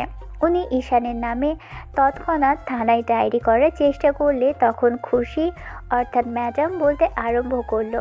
আব্বু, আমি নিজে কি ওকে জিজ্ঞেস করতে চাই আমি ওর কি এমন ক্ষতি করেছিলাম যার জন্য ও এরকম একটা কাজ করলো। পুলিশ নিয়ে ওর বাসায় যাব, তারপর ওর তো অবস্থা খারাপ করেই ছাড়বো। ও কি করে আমার সাথে এরকম একটা চিট করতে পারলো আমি সেটা দেখে নেব। সব কিছুই যেন এলোমেলো অগোছালো হয়ে গেছে। ঈশান কখনো কল্পনাও করতে পারেনি জীবনে এরকম একটা দিন আসবে কিংবা এরকম একটা পরিস্থিতির মুখে পড়তে হবে। এরকম একটা পরিস্থিতির কারণে যে ঈশানকে অফিস থেকে বের করে দিবে ও সেটা জানতো, কিন্তু ঈশান 7টা দিন যাবৎ অফিসে আসেনি আর মেহেদিও খোঁজ নেয়নি। কিছু একটা ভাবছে। অন্যদিকে ঈশানের কি পরিস্থিতি, কেমন আছে, কি করছে জানে না। আজকের প্ল্যানটা শোনার পর মেহেদি আর চুপ করে থাকতে পারল না, কারণ রাফিন সাহেবের প্ল্যানগুলো ছিল। ভাবতেই পারিনি যে এই ঘটনার পর ম্যাডাম নিজেকে ঘরবন্দি করে ফেলবে। আমি ভেবেছিলাম ঈশানকে শাস্তি দিবে আর আমিও সুযোগের বসের কাছাকাছি আসার চেষ্টা করব। কিন্তু বজ্জাত লোকটা তো উল্টো চিন্তা করছে, মেয়েটার বিয়ে অন্য কোথাও দেয়ার। ভেবেছিলাম আমি প্রস্তাব রাখবো, উনি বলবেন এরকম কিছু হওয়ার পর ওনার মেয়েকে কে বিয়ে করবে আর আমিও সেই সুযোগটাই নিব। কিন্তু তেমন কিছুই হলো না। লোকটাকে পথ থেকে সরাতে হবে। ঠিক করে নিয়েছি, ওনাকে যতদিন না সরাতে পারছে এই সম্পত্তির মালিক আমি হতে পারবো না। যে করেই হোক ওনাকে বিদায় করতে হবে, তারপর না হয় বাকিটা ভাবা যাবে। মেহেদি এরকম কিছু শুনে আর এক মুহূর্ত সেখানে দেরি করলো না। অফিসের বসের নাম্বারে কয়েকবার কল করেও নাকি বাসা থেকে বেরোতে বারণ করলেন। বারবার বলতেই লোকটা জিজ্ঞেস করলে তখন মেহেদি বলতে লাগলো। বস, আপনি অন্তত আমার এই কথাটা রাখুন। আমি প্রমাণ সহকারে দেখাবো আপনাকে কেন বেরোতে বারণ করছি। আপনি অন্তত আর যাই হোক এরকম কিছু করবেন না যার জন্য আপনাকে বিপদে পড়তে হয়। আমি এক্ষুনি আপনার বাসায় আসছি, আমার কথাগুলো শুনবেন, তারপর না হয় আপনি বিচার করবেন আমি ভুল কিছু বলছি কিনা। অন্তত আর যাই হোক এই মুহূর্তে আপনি বাসা থেকে বের হবেন না, তাহলে আপনার অনেক বড় বিপদ হয়ে যাবে। এবার মেহেদি আধা ঘন্টার মধ্যেই বসের বাসায় আসলো, তারপর ডাইনিংয়ে অপেক্ষা করতে লাগলো। কিছুক্ষণ বাদে মেহেদি ম্যাডামের কথা জিজ্ঞেস করলে জোর করে ম্যাডামকে সেখানে আনা হলো। ম্যাডাম মাথা নিচু করে আছে। এবার মেহেদিকে বিষয়টা জিজ্ঞেস করা হলো কী জন্য এখানে রেখেছে। মেহেদি সব কিছু খুলে বলল। চুপ করে রইল, কিন্তু কিছু বিশ্বাস করতে পারছিল না। এবার মেহেদি একে একে সব প্রমাণগুলো সামনে দিতে লাগলো, কারণ সেদিন রিসর্টে কি হয়েছিল সেটার কথাগুলো বলছিল। যে প্ল্যানগুলো করেছিল সবটা ম্যাডামের সামনে তুলে ধরলো। অবশেষে খুশি যেন অবাকের চরম মাত্রায় পৌঁছে গেল। ম্যাডাম চুপ করে আছে দেখে এবার বস বলতে লাগলো। কিন্তু দিন শেষে আমার মেয়ের একটা ক্ষতি হয়ে গেল। এর জন্য আমি কি করতে পারি বুঝতে পারছি না। এরকম একটা কাজ করবে আমি সেটা ভাবতেও পারিনি। দোষটা এখানে ঈশান সাহেবের ছিল না। ওনার ড্রিঙ্কসের যে বাজে কিছু মিশিয়ে দেওয়া হয়েছিল আর ম্যাডামকে ঠিক তেমন করে অজ্ঞান করে ফেলা হয়েছিল। আপনাদের মাঝে তেমন কিছু হয়েছে, কারণ এটার প্রমাণও আমার কাছে আছে। আমি সেদিনই ছিলাম যে ঈশান সাহেব এরকম কিছু করতে পারেন না, ওনার পক্ষে সম্ভব না এরকম কিছু করা। কোথাও একটা ভুল হয়েছে ভেবে আমি সব কিছু বোঝার চেষ্টা করলাম। তারপর রাফিন সাহেবের কথাতে আর ওই হোটেলে একটা ছেলেকে ধরতেই কয়েকটা লাগাতেই সবটা বলল। এইখানে তারও প্রমাণ আছে, আমি প্রমাণ ছাড়া কিছু বলছি না। আমি জানতাম যে আপনারা বিশ্বাস করবেন না। কোনো স্বার্থ নেই স্যার আমার, শুধু এইটুকুই চাই যে একটা নির্দোষ ছেলেকে আপনারা এরকম কোনো শাস্তি দিবেন না যার জন্য তার জীবনটা শেষ হয়েছে। একে তো ম্যাডাম ওনাকে কেমন করে দেখি ভুল বুঝেছে, তারপর থেকে ওর খোঁজ পাওয়া যাচ্ছে না। যখন সবটা জানতে চেষ্টা করলাম তখন ভয় পেয়ে গিয়েছিলাম যে লোকটা আমার ক্ষতি করে না দেয়। এখন কথা বলতে আমার কোনো ভয় নেই। আমাকে যদি মরতেও হয় আমি তাতেও রাজি। এখন এসব বিশ্বাস না করা আপনাদের ব্যক্তিগত ব্যাপার। এই রাস্কেলটাকে ডাকো, আমি ওকে শেষ করে ছাড়বো। আগে ওকে আমি পুলিশে দেব, তারপর ওই ছেলেটার আমাকে খোঁজ করতেই হবে। এই অন্যায়টা আমাকে শুধরে নিতে হবে। আমি ওকে ফিরিয়ে আনবো, কিন্তু তার আগে ওই লম্পটটাকে আমি জেলেখানে টানিয়েই ছাড়বো। খুশি এবার বলতে আরম্ভ করলো। কিন্তু আব্বু, আমার সাথে যে অন্যায়টা হলো এটা তো ঈশান না জেনে হলেও করেছে। তার জন্য তুমি কি করবে? আমার এত বড় ক্ষতি হয়ে গেল, এখন এসব নিয়ে যদি পুলিশের কাছে যাও তাহলে ঝামেলাটা বাড়বে। তাই আমি চাইছি না পুলিশের কাছে যেতে। সেটা কি করে হয় মামনি? এত বড় একটা ঘটনা ঘটলো, আর যদি আমরা থানাতে ডায়েরি না করি তাহলে ওই ছেলেটা বেঁচে যাবে, পরবর্তীতে আমার, তোমার কিংবা আমার পরিবারের কোনো ক্ষতি করবে। কে জানে আমার অফিসের ঠিক কতটুকু ক্ষতি করেছে। এর জন্য সবাইকে বিশ্বাস করতে পারি না। আমি বারবার বলেছিলাম লোকটাকে ম্যানেজার হিসেবে রাখার দরকার নেই, কিন্তু তোমার কথাতেই এমন করতে হলো। অফিসে যাই, তারপর ওর ব্যবস্থা করছি। মেহেদি, তুমি আমার সাথে আসো। আমাকে আগে পরিষ্কার হতে হবে, আর আমার অফিসটাকে আগে ঝামেলা মুক্ত করতে হবে। স্যার, যেটা নিয়ে টেনশন করছেন, ম্যাডাম এত আপসেট হয়ে আছে, আমাকে সেটাও ক্লিয়ার করতে হবে। আমি এটারও প্রমাণ জোগাড় করেছি। আমি সব কিছুর প্রমাণ হাতে নিয়েই আপনাদের কাছে এসেছি। ঈশান হয়তো সেদিন রাতে আপনাদের সাথে উল্টোপাল্টা কিছু করেছে, কিন্তু তেমন কিছুই হয়নি। ওকে এত হাইড্রোজেন ঘুমের ঔষধ দেওয়া হয়েছিল যে রুমের সামনে গিয়ে সেদিন ঘুমিয়ে পড়েছিল। তখন রাফিন সাহেব ওকে আপনার রুমের মধ্যে দিয়ে আসে, আর ততক্ষণে আপনিও ঘুমে আচ্ছন্ন হয়ে গেছিলেন। সিসিটিভি ফুটেজ দেখে আপনাদের রুমে দেখা হয়েছে, যদিও রুমে সিসিটিভি ফুটেজটা দেখা অনেক বড় অন্যায়, তারপরে ওইটা করতেই হয়েছে। আপনাদের সারা রাত দেখা গেছে দুজন দুদিকে মরার মতো পড়েছিলেন। তাই এমন কিছু হয়নি যা থেকে এরকম কিছু ভাবতে পারেন কিংবা ওনাকে দোষী ভাবতে পারেন। আপনাদের এই সন্দেহ হলে আমি হোটেলের ম্যানেজারের নাম্বারটা এনেছি, ভিডিও ফুটেজটা আপনারা নিজেই দেখে নিন। আর কিছু দেখার দরকার নেই। আমি বুঝতে পেরেছি সবটা সাজানো ছিল, আর সব কিছুর জন্য ওই রাস্কেলটা দায়ী। আগে আমার সাথে অফিসে চলো, তারপর না হয় আমি বাদবাকিটা দেখব। খুশির আব্বু আবার মেহেদি উঠে যেতে নিলে তখন খুশি বলতে লাগলো। আব্বু, আমিও তোমাদের সাথে যাব। খুশির কথাতে আব্বু দাঁড়ালো। ও রেডি হয়ে বাহিরে আসলো। তারপর থানায় গিয়ে ছেলেটার নামে কমপ্লেন করে পুলিশ নিয়ে অফিসে গেল। রাফিন ততক্ষণে অফিসের কেবিনে বসে কাজ করছিল। পুলিশ এসে প্রমাণ সহকারে সবটা বলতেই ছেলেটা মাথা নিচু করে রাখলো। তখন অফিসের বস কষিয়ে ওর গালে কয়েকটা থাপ্পড় বসালো আর শার্টের কলার আঁকড়ে ধরে বলতে আরম্ভ করলো। রাস্কেল, তোর সাহস হয় কি করে হলো আমাকে মার্ডার করার প্ল্যান করার? আমার মেয়ের এত বড় ক্ষতি করার চেষ্টা করেছিস একটা প্ল্যান সাজিয়ে। ভেবেছিস তুই আমার সম্পত্তি হাতিয়ে নিতে পারবি। আজকে তোকে আমি শেষ করে ফেলবো। মেহেদি আর খুশি এসে বসকে বাধা দিতেই এবার ওসি রাফিনকে নিয়ে যাওয়ার কথা বলতেই এবার খুশি বলতে আরম্ভ করলো। চলে যাবার আগে ওনার তো আমার থেকেও কিছু পাওয়ার আছে ওসি সাহেব, একটু দাঁড়ান। খুশির কথাতে সবাই দাঁড়াতে এবার মেয়েটা যেটা করলো সেটার জন্য কেউ মোটেও প্রস্তুত ছিল না। ম্যাডাম পা থেকে জুতাটা খুলে রাফিনের মুখে কয়েকটা বাড়ি লাগালো আর রাগীভাবে বলতে লাগলো। তোর মতো বজ্জাত লম্পট ছেলেকে এর থেকে বেশি কিছু আমি করতে পারলাম না, কারণ আমার ঘৃণা হচ্ছে তোর গায়ে হাত তুলতে। তোর মতো একটা বাজে মানসিকতার ছেলেকে কিনা আমি ভুল করে অফিসে চাকরি দিয়েছিলাম, যার জন্য ঈশানের মতো একটা সৎ ছেলেকে আমরা ভুল বুঝতে হয়েছে। ওসি সাহেব, এই নরকের কীটটাকে এখান থেকে নিয়ে যান। ও যেন জেল থেকে বের হতে না পারে। আপনাদের যদি টাকার প্রয়োজন হয় নেবেন, তারপরেও ও যেন জেল থেকে কোনোদিনও বেরোতে না পারে। এমন কেসে ওকে দিবেন যেন এইসব মন মানসিকতা ওর মাথাতেও না থাকে। এবার ওসি সাহেব সেখান থেকে ছেলেটাকে নিয়ে যেতেই এবার অফিসের সবাইকে মেহেদির সবটা বলতেই ওরাও বেশ অবাক হলো। এবার যখনই খুশি বলতে লাগবে, আব্বু, আমাদের এখনই ঈশানের সাথে দেখা করা উচিত, কথা বলা উচিত। আমি চাইছি এই মুহূর্তে ওর সাথে একটু দেখা করতে, নাহলে অনেক বড় অন্যায় হয়ে যাবে। আমি সেদিন ওকে তাড়িয়ে দিয়েছিলাম সব কিছুর জন্য, এই জানোয়ারটা দেয়। ওকে সেদিন যদি বাইরে বের করে না দিত তাহলে হয়তো পুলিশে দিলেও আমি পরবর্তীতে ভুলটা শুধরে নিতে পারতাম। কিন্তু জানি না ছেলেটা কোথায় আছে, কী অবস্থায় আছে। ঠিকই বলেছিস মা, আমাদের ওখানে যাওয়া দরকার। এবার মেহেদির মনে হতে লাগলো ঈশান যে ম্যাডামকে ভালোবাসে সে বিষয়টা অন্তত ওকে জানানো দরকার। তাই ম্যাডামকে পিছন থেকে ডেকে বলতে লাগলো। ম্যাডাম, আমার শেষে একটা কথা শুনবেন। এত কিছুর পর হয়তো আপনি ওর উপর রাগ করতে পারেন, কিন্তু আমি চাইছি এই মুহূর্তে আপনাকে কথাগুলো বলে দিতে। জানি না আপনারা ওর দেখা পাবেন কিনা কিংবা ও এই শহরে আছে কিনা। একটা মিথ্যা অপবাদ নিয়ে কোনো মধ্যবিত্ত পরিবার থাকতে পারে না। সবাই অবাক হয়ে মেহেদির দিকে তাকাতেই এবার মেহেদি বলতে লাগলো, ম্যাডাম ঈশান আপনাকে অফিসে আসার প্রথম দিন থেকেই পছন্দ করতো। ছেলেটা মধ্যবিত্ত বলে কখনো বলতে পারেনি, আপনাকে কখনো এমন কোনো বাজে নজরেও দেখেনি।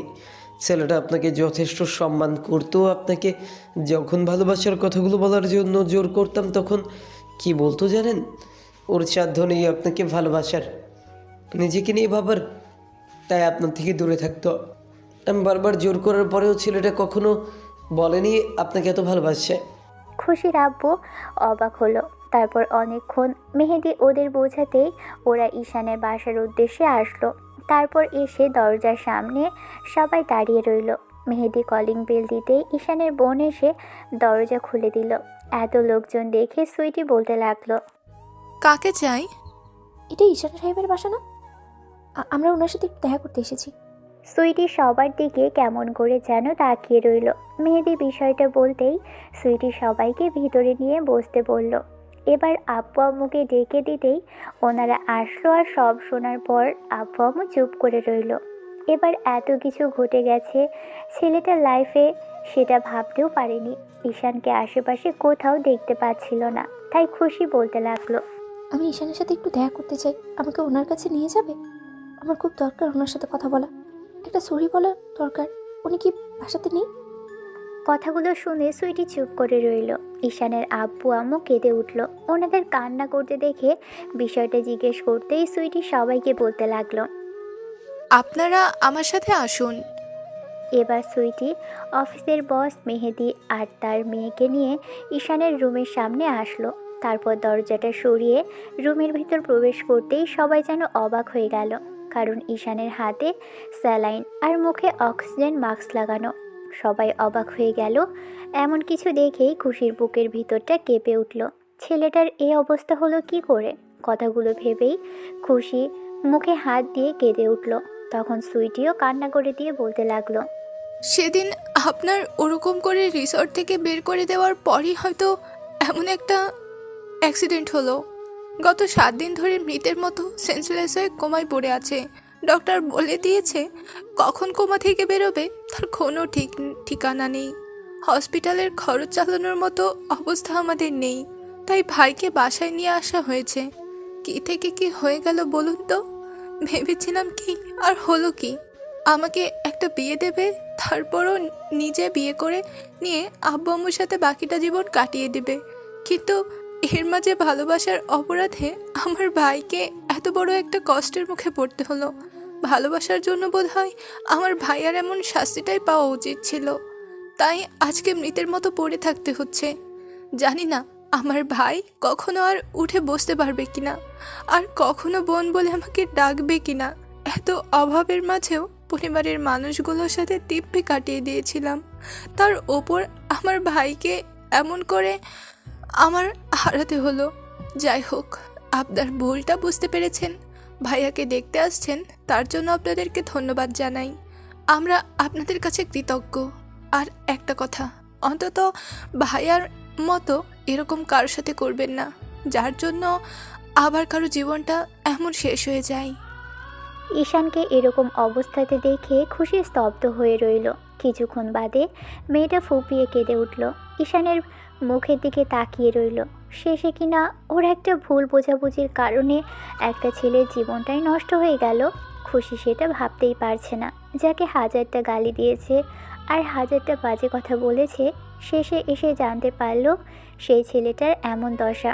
কথাগুলো ভেবেই খুশি ফ্লোরে বসে পড়ল। তখন বস ওকে টেনে উঠিয়ে বাইরে নিয়ে আসলো। তারপর ঈশানের আব্বু আম্মুর সামনে এসে দাঁড়াতেই মেহেদি বলতে আরম্ভ করলো, আমি বোধহয় বড্ড বেশি দেরি করে ফেললাম।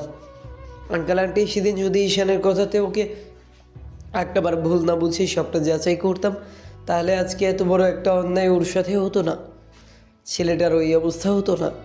আমি পারলাম না আমার বন্ধুকে বাঁচাতে। মেহেদিও কেঁদে উঠল। খুশি কিছুক্ষণ চুপ করে থেকে ওর আব্বুকে উদ্দেশ্য করে বলতে শুরু করলো, না জেনে না শুনে সেদিন ওনাকে এরকম একটা দোষারোপ করাটাই আর রিসোর্ট থেকে বের করে দেওয়ার সিদ্ধান্তটা বোধহয় আমার জীবনের সব থেকে বড় ভুল ছিল। আমি অনেক বড় একটা অন্যায় করে ফেললাম। এই ভুলটা আমি কি করে শুধরাবো আমি ভেবে পাচ্ছি না। সবাই চুপ করে আছে। 5 মিনিট পরে খুশি যেটা বলল সেটা শোনার জন্য কেউই প্রস্তুত ছিল না। খুশি আব্বুকে উদ্দেশ্য করে বলতে শুরু করেছে। আব্বু, আমি একটা সিদ্ধান্ত নিচ্ছি। আমার জন্য যেহেতু ছেলেটার এই অবস্থা হয়েছে, তাই আমি ওর সব দায়িত্ব নেব। আমি ঈশানের সেবা করব। যতদিন অবধি না ও সুস্থ হবে, ততদিন অবধি আমি ওর সাথেই থাকবো, ওকে নিজের কাছে রাখবো। সবসময় ও আমার সাথেই থাকবে। ওর সব দায়িত্ব আমার। আমি ওর সেবা করব। সেটা কি করে হয় মামনি? একটা অবিবাহিত মেয়ে একটা ছেলের সাথে এমন করে থাকতে পারে না। পরিবার, সমাজের মানুষ, প্রতিবেশী সবাই অনেক বাজে কথা বলবে, তাই এটা হয় না মামনি। আমার পুরো কথাটা তো শেষ হয়নি আব্বু। আমি ঈশানের সাথে থাকবো। যেহেতু আমার জন্য ওকে এরকম একটা অবস্থা হয়েছে, তাই আমি এই অন্যায়ের কিছুটা শাস্তি নিজেও পেতে চাই। আমি ওকে এই অবস্থাতেই বিয়ে করব। আঙ্কেল আন্টি যদি রাজি থাকে, আমি আজকে এই মুহূর্তেই। মামনি, তুমি এত বড় লোকের মেয়ে হয়ে পারবে না আমাদের সাথে থাকতে। এসবের জন্য নিজেকে আর দোষারোপ করার দরকার নেই। আমাদের সাথে এরকম কিছু হওয়ার ছিল, তাই হয়েছে। তুমি চলে যাও। তোমার সামনে পুরো ভবিষ্যৎ পড়ে আছে। ছেলেটা কখনো সুস্থ অবস্থায় ফিরতে পারবে কিনা, কখনো সে আগের মতো হবে কিনা তা ঠিক নেই। তুমি নিজের জীবনটাকে নষ্ট করো না। তুমি নিজের মতো করে বাঁচো। যদি সম্ভব হয় মাঝে মধ্যে এসে একবার দেখা করে যাও। এসব কথা বলো না। শেষে খুশি আব্বুর পা জড়িয়ে ধরে কান্নাকাটি করতে লাগলো। মেয়ের সুখের কথা, ওর কথা ভেবে আর খুশির আব্বু রাজি হয়ে গেল। কিন্তু ঈশান মুখে কবুল বলতে পারল না। সুইটি ভাইয়ার হাত দিয়ে সাইন করিয়ে দিল। খুশি তারপর থেকেই ঈশানদের বাসায় আছে। গত 6টা মাস যাবৎ এমন করেই কেটে যাচ্ছে। খুশিও দিন গুনছে কবে ঈশান সুস্থ হবে। ওর মনের কথাগুলো খুশি ঈশানের সামনে প্রকাশ করবে। সেদিনই ওকে ভালোবেসে ফেলেছিল, যেদিন শুনল ঈশান ওকে আকাশ পরিমাণ ভালোবাসার পরও দূরে সরে এসে গিয়েছিল। খুশি আদৌ জানে না ঈশান কখনো সুস্থ হবে কিনা, আবার আগের অবস্থায় ফিরে আসবে কিনা। অফিসের সবাই এই ঘটনা জানার পর অনেক বেশি অবাক হয়েছে। আর একটা ছেলের প্রতি একটা মেয়ের এতটা কৃতজ্ঞতা আর এতটা সম্মান থাকলে যে এরকম কিছু করতে পারে, সেটা সবাই জানতে পেরেছে। নানানজন নানান কথা বলেছে। সবার কথা তো আর পজিটিভ হয় না, কিছুটা নেগেটিভ হয়। তাই খুশিকে অনেক কথাই শুনতে হয়েছে। এর মাঝেই খুশি আব্বু আম্মু ঈশান আর সুইটিকে নিয়ে ওদের ফ্ল্যাটটায় উঠেছে। সেখানে বেশ ভালো অবস্থাতেই ঈশানের পরিচর্যা আর দেখাশোনা চলছে। ডক্টরও রাখা হয়েছে, প্রায় এসে ওনারা দেখে যাচ্ছেন কি করলে কিভাবে ছেলেটাকে আগের অবস্থাতে ফেরানো যায়, সেটার জন্য খুশি প্রায় চেষ্টা করে। শেষে যখন ডক্টরের থেকে খুশি জানতে পারলো একটা কথা, বড় বিষয় হচ্ছে উনি যে আঘাতটা পরপর এই ঘটনাটা ঘটেছিল, এই আঘাতটা যদি আবার পায় কিংবা সেই পরিস্থিতিতে যদি আবার পৌঁছে দিতে পারেন, তাহলে হয়তো উনি আবারও সেই আগের মতো অবস্থায় অর্থাৎ সুস্থ হয়ে যেতে পারেন। 100% সুস্থ হতে কতদিন সময় লাগবে সেটা বলা যায় না, তবে এই পরিস্থিতিতে এরকমটা করাটা বেটার হবে বলে মনে করছি। তাতে উনি 80% সুস্থ হয়ে যেতে পারবেন। আপনি একটাবার চেষ্টা করে দেখুন, তাইলে খুব শীঘ্রই উনি সুস্থ হয়ে যাবে। ডক্টরের কথা মতো খুশি আর এক মুহূর্ত দেরি করলো না। সপ্তাহখানেকের মধ্যেই ঈশানকে নিয়ে কক্সবাজারের উদ্দেশ্যে চলে যাই। সেখানে মেহেদি আর সুইটিও ছিল। ওদের নিয়ে আসার কারণ হচ্ছে যে খুশিকে একা থাকতে হবে, আর এত বড় একটা জায়গায় একা থাকবে, কোনো বিপদ আপদ হয় কি না সেটা ভেবেই কক্সবাজারে এসেছে। মেহেদি খোঁজ খবর নিয়েছে সেদিন একটা অ্যাক্সিডেন্ট হয়েছিল, আর গত 6 মাস আগে কিভাবে কোথায় অ্যাক্সিডেন্ট হয়েছিল জানার পর মেহেদি আর সুইটি সেই জায়গাটায় অ্যাক্সিডেন্ট হয়েছিল ঠিক সেই জায়গাটায় খোঁজ খবর নিয়ে ওরা জানতে পেরেছে যে কিভাবে অ্যাক্সিডেন্ট হয়েছিল আর কারা ওকে হসপিটালে নিয়েছিল। সব ঘটনা জানার পর মেহেদি এসে খুশিকে বিষয়টা জানালো। এবার খুশি কেঁদে কেঁদে বলতে লাগলো, আমি অনেক বড় অন্যায় করেছিলাম। সেই অন্যায়ের প্রায়শ্চিত্ত এবার করতে হবে। আমি ওই পরিস্থিতিতে দাঁড়াবো। ঈশান কী করে আমাকে এই অবস্থায় দেখে চুপ করে থাকতে পারে, আমিও সেটা দেখে নেব। ম্যাডাম, আপনি কি করতে চাইছেন আমি কিন্তু সেটা বুঝতে পারছি না। সবই বুঝতে পারবে। কালকে 3টা আসলেই তুমি সব বুঝতে পারবে। পরদিন ওরা নিয়ে আসলো সেই জায়গাটায় যেখানটায় ঈশানের অ্যাক্সিডেন্টটা হয়েছিল। এবার খুশি ঈশানকে রাস্তার এক সাইডে রেখে ওর থেকে সামনাসামনি কিছুটা দূরে গিয়ে দাঁড়ালো। একটা গাড়ি আসছে দেখা যাচ্ছে। খুশি সেটা দেখে শুনেই গাড়িটার সামনে দাঁড়ালো আর তারপর ঈশানের দিকে দুহাত বাড়িয়ে দিয়ে বলতে আরম্ভ করলো। ঈশান, তোমার বউটা এখন ঠিক সেভাবেই সেখানে দাঁড়িয়েছে যেখানে তুমি দাঁড়িয়েছিলে। ঈশান, উঠে এসো, তাহলে আমাকে কেউ বাঁচাতে পারবে না। এই অবস্থাতে আমি ঠিক তোমাকে ততটুকুই ভালোবেসেছি এই কয়েকটা দিনে। ঠিক তুমি আমাকে যতটুকু ভালোবাসো, ভালোবাসার সুরটা কখনো দিতে পারবো না। সেটা তোমার প্রতি আমার ছিল কিংবা আমার জন্য তোমার ছিল, সব কিছুর জন্য আমি দেয়। এর জন্য ভাবছি যে আমার কারণেই সবটা হয়েছে। আমি না বুঝে না শুনে সেদিন তোমাকে অপরাধী ভেবেছিলাম। যদি তোমাকে বোঝার চেষ্টা করতাম তাহলে হয়তো আজকে এই পরিস্থিতি হতো না। ঈশান, প্লিজ উঠে এসো, দেখো আমার পেছন থেকে একটা গাড়ি আসছে। আজকের পরে হয়তো ঠিক তোমার পাশে তোমার মতোই আমার অবস্থা হবে, আর হয়তো আমি একেবারে মুছে যাবো পৃথিবী থেকে। তুমি কি আমার কথা শুনতে পাচ্ছ না? খুশি কেঁদে কেঁদে হাজারটা কথা বলতে লাগলো। মেয়েটার পাশ কাটিয়ে গাড়িগুলো চলে যাচ্ছে, কিন্তু খুশি এখনও রাস্তার মাঝখানে আসেনি। মেহেদি আর সুইটি ওদের এরকম পাগলামি দেখে বারবার বলছে রাস্তা থেকে সরে যেতে, কিন্তু খুশি সেটা করছে না। খুশি কান্না করতে করতে সেখানেই বসে পড়ল। কিছুক্ষণ যাবৎ কান্না করে তারপর উঠে দাঁড়ালো। মেয়েটা রাস্তার মাঝখানে গিয়ে দাঁড়ালো। খুশি খেয়াল করলো পিছন থেকে বিশাল বড় একটা গাড়ি আসছে। খুশি বলতে আরম্ভ করলো। তোমার এই চুপ করে থাকাটা আমি আর নিতে পারছি না। ঈশান, উঠে এসো, আমাকে যদি না বাঁচাও তাহলে আজকে ঠিক এই পরিস্থিতিতে আমি নিঃশেষ হয়ে যাব। তুমি আমাকে উঠে এসে বুকে ছড়িয়ে নিবে, আর নাইলে চিরদিনের জন্য আমি তোমার থেকে হারিয়ে যাব। তুমি জানতেও পারবে না কেউ তোমাকে ভালোবেসে এই পরিস্থিতিতে বিয়ে করেছিল, আর সেই মানুষটা এখন আর নেই। ঈশান, উঠে এসো, দেখো ট্রাকটা আমাকে পিষে দেবে, আর একটু হলেই হয়তো আমি তোমার থেকে জীবনের মৃত্যুর তফাতে চলে যাব। তুমি জীবিত থেকেও মৃত, আর আমি একেবারে মৃত হয়ে যাব। ট্রাকটা এত দ্রুতই আসছিল যে দূরত্বে হয়তো 20 থেকে 25 সেকেন্ড দূরত্বে ছিল। খুশিকে মেহেদি আর সুইটি বারবার সরে যেতে বললেও মেয়েটা সরল না। চোখ জোড়া বন্ধ করে নিল। ও হাল ছেড়ে দিল যে ঈশান আর হয়তো কখনো সুস্থ হবে না। ট্রাকটা যখনই ওর কাছে চলে আসলো আর পিষে দিতে যাবে, তখনই কেউ একজন খুশির হাত ধরে হ্যাচকা টান দিয়ে ওকে দূরে সরিয়ে দিল। খুশি ভাবলো সুইটি কিংবা মেহেদি হবে।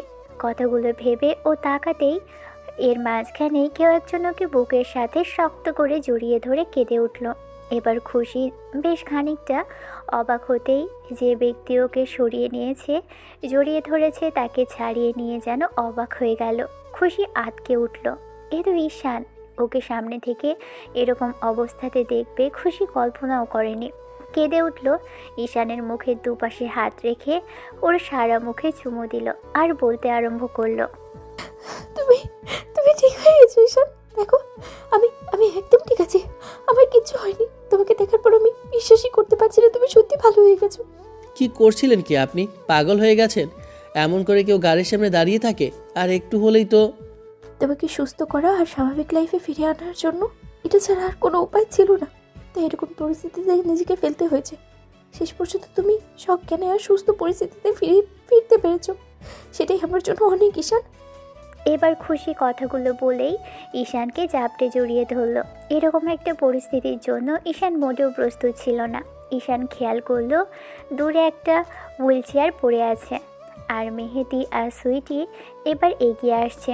ঈশান বোঝার চেষ্টা করলো কি হয়েছে আর ও বর্তমানে কোথায় আছে।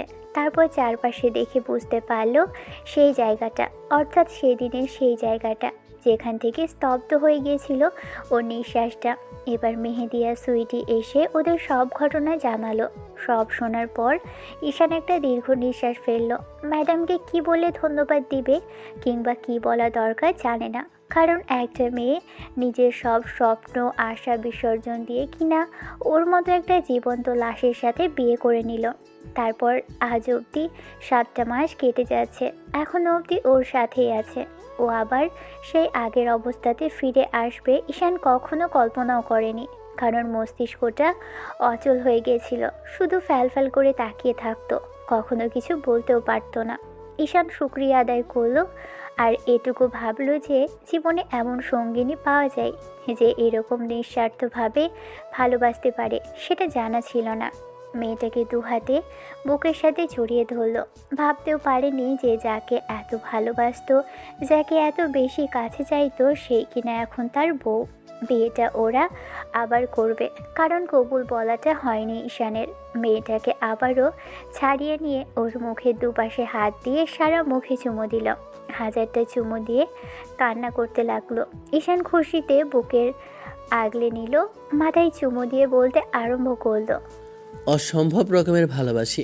এমন একটা কাজের জন্য আপনার প্রতি আমার যে কি সম্মানটা বেড়ে গেল জানেন না। সারা জীবন ধরে হয়তো এর শোধ আমি করতে পারবো না। স্ত্রীর কাছে স্বামীর কখনো ঋণ থাকে না, তুমি জানো না? ঈশান মেয়েটাকে ছাড়িয়ে নিল, মুখের দুপাশে হাত রেখে মিষ্টি হাসতেই সাথে খুশি ঈশান শার্টের কলারটা আঁকড়ে ধরল। ভালো থাকুক ভালোবাসা। দেখা হচ্ছে অন্য কোনো দিন অন্য কোনো গল্পে। ততদিন পর্যন্ত আপনারা সুস্থ থাকবেন, ভালো থাকবেন, আমাদের সাথেই থাকবেন। ধন্যবাদ। আল্লাহ হাফেজ।